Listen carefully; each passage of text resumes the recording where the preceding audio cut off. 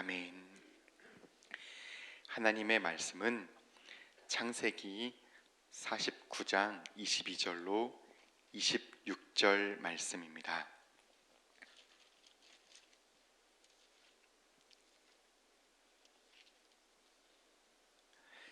창세기 49장 22절로 26절 말씀입니다. 함께 봉독하겠습니다. 요셉은 무성한 가지 곧 샘 곁에 무성한 가지라. 그 가지가 담을 넘었도다. 활 쏘는 자가 그를 학대하며 적개심을 가지고 그를 쏘았으나 요셉의 활은 도리어 굳세며 그의 발은 힘이 있으니 이는 야곱의 전능자 이스라엘의 반석인 목자의 손을 힘입음이라. 내 아버지의 하나님께로 말미암나니 그가 너를 도우실 것이요 전능자로 말미암나니 그가 내게 복을 주실 것이라. 위로 하늘의 복과 아래로 깊은 샘의 복과 젖먹이는 복과 태의 복이로다.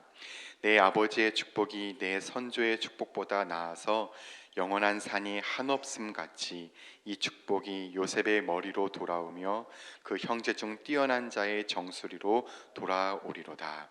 아멘. 요셉은 무성한 가지입니다.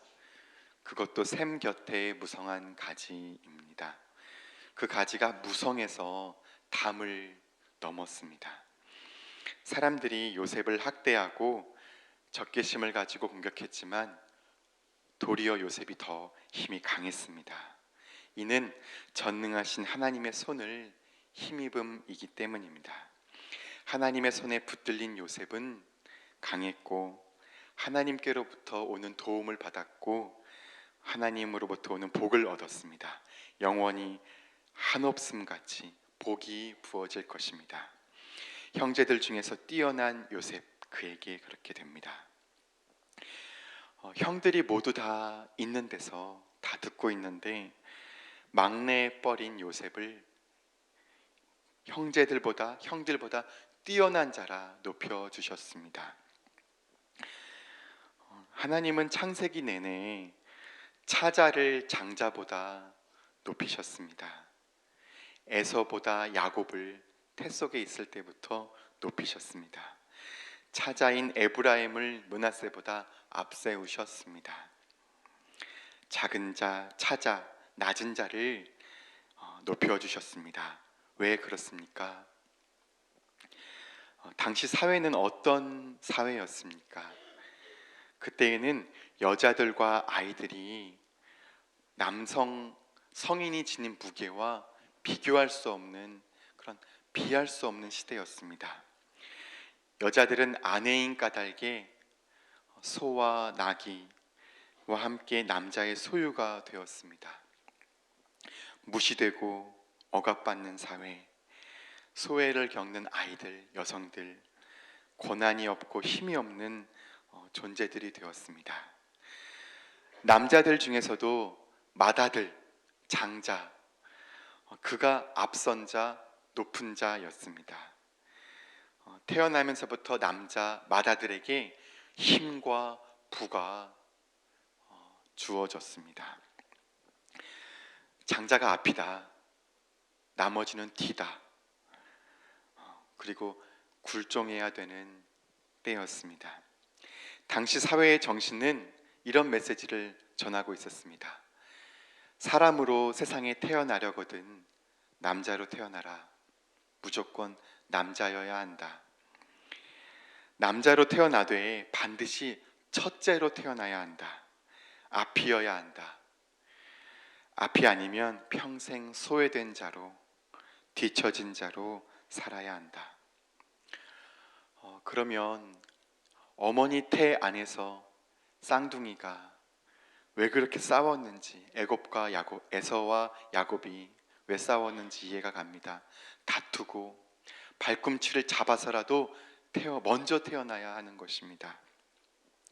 병든 사회가 병든 인간을 낳습니다. 힘, 부, 강한 것을 추구하는 사회 속에서 그 힘, 부, 강함을 얻고자 경쟁하고 다투는 그 사회였습니다. 힘 있는 자가 약한 자를 억압하고 소외하는 시대였습니다. 그러한 세계 속에 본문은 하나님은 그 세계의 정신을 부정하신 것입니다. 그 사회의 정신을 정면으로 부정하신 것입니다. 장자가 앞이 아니다. 차자가 앞이다. 내가 용납하지 않겠다. 차자가 앞에 서라.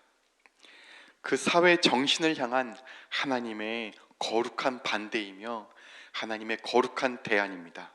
부정입니다. 다툼, 경쟁, 소외, 억압을 하나님이 용납하지 않겠다는 선언입니다. 오늘날도 왜 이렇게 싸울까요?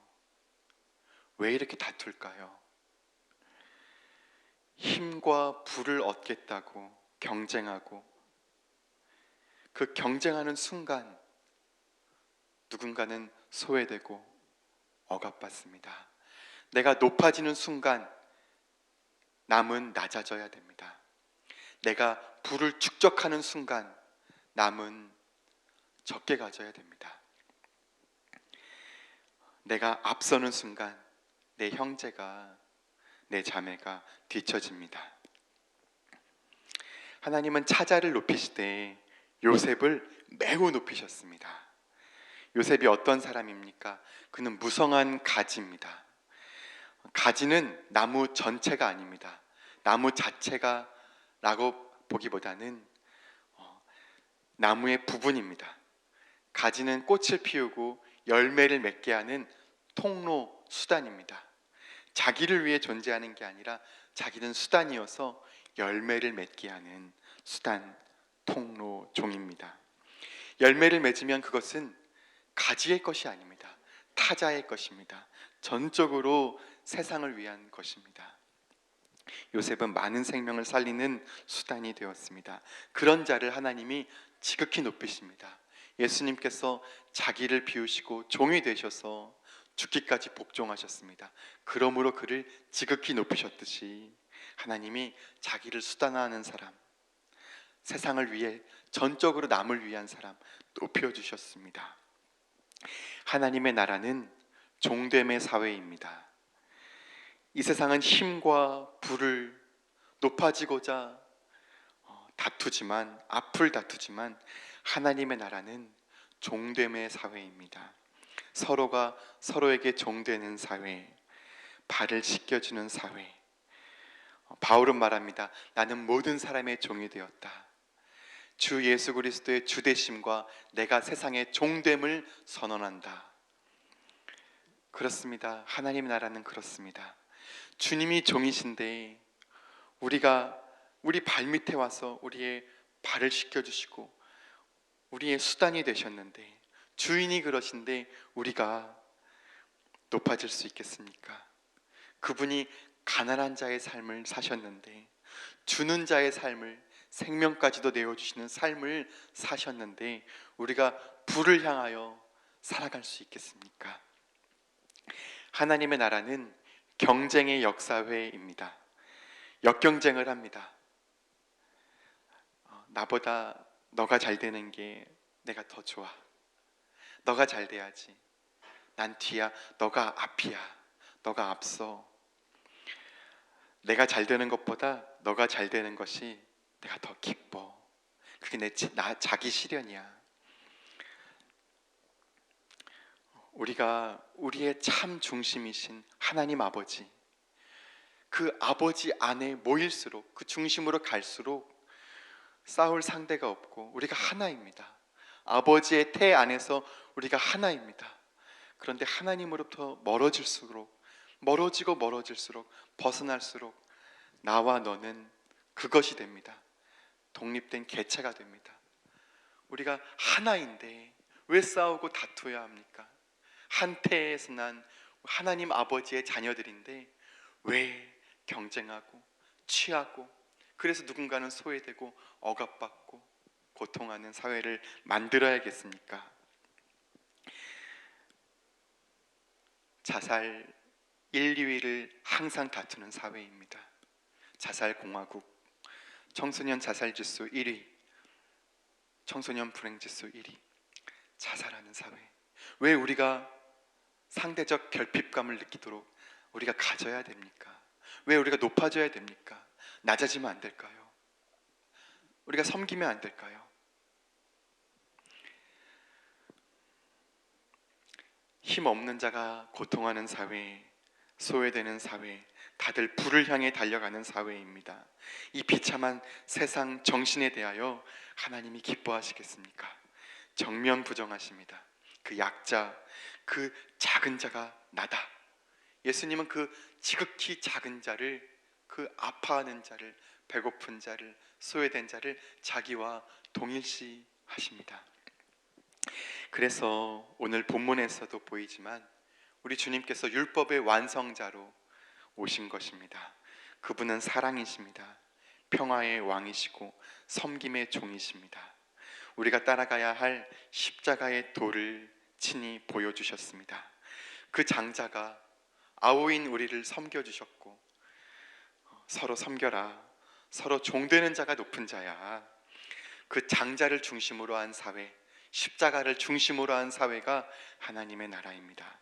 가인이 아벨을 섬기고 아벨 또한 가인을 섬기는 사회, 큰 나라가 작은 나라를 섬기고 사자와 어린 양이 함께 논의는 사회. 세상의 정신은 앞선 자, 가진 자, 부자, 지위가 높은 자, 그런 자가 위라하지만 아닙니다. 독립운동가 33인 중에 신석구라는 분이 있습니다. 독립운동가 33인이 대부분 변절했습니다. 다 배신하고 사회적 지위를 얻고 힘과 부를 얻게 되었습니다. 친일파가 되고, 그 가운데 기독교에는 신석구라는 사람이 끝까지 변절하지 않습니다. 끝내 순교했습니다. 그가 서산 쪽에 살았는데요, 어느 날 아내가 너무 배고파서 가난해서 조개를 많이 가져왔습니다. 배불리 먹고 싶어서. 그때 신석구 목사님이 말합니다. 왜 이렇게 많이 갖고 왔습니까? 많은 백성들, 성도님들 드셔야 하는데 이렇게 많이 갖고 오면 어떡합니까? 도로 갖다 놓으세요. 아내가 그것을 도로 갖다 놓습니다. 왜 그렇습니까? 이 어른이 왜 그랬겠습니까? 장자가 아우를 섬기고 성도들이 배고픈데 어찌 내가 많이 먹겠습니까? 내가 어찌 높아지고 많이 갖고 그러겠습니까? 이렇게 아름다운 분이 있습니다. 이것이 하나님 나라의 사람입니다. 아우들을 위해, 세상을 위해 어른이, 장자가, 먼저 된 자가 스스로 종되는 사회, 그런 나라 되기를 희망합니다. 함께 기도하시겠습니다. 하나님, 자기를 수단화하고 가장 낮추는 그 사람을 형제들 중에 뛰어나게 높이셨습니다. 이것은 하나님의 마음입니다. 이 세상을 본받지 말고 너희가 하나님의 기뻐하시고 선하시고 완전하신 뜻이 무엇인지 분별하도록 하라 하셨습니다. 우리를 거룩한 산 제물로 하나님 기뻐하시는 교회로, 예수의 작은 예수로 우리를 드립니다. 우리를 받으시고 이 땅에 세상의 빛, 세상의 소금이 되게 도와 주시옵소서. 예수님의 이름으로 기도드립니다. 아멘. 오늘은 사역에 대한 공동 기도문을 함께 교독하며 기도하겠습니다. 성경대로 우리 사역의 지평이 온 누리를 품게 하옵소서. 위원회 사역, 교구 사역, 말씀삼 성경대학 사역을 축복하셔서 말씀과 성령의 충만으로 인격과 일상이 거룩해지게 하소서. 예수 그리스도를 본받아 하나님과 사람을 사랑하되 목회자에게 겸손과 희생, 평신도에게 섬김과 헌신을 주옵소서.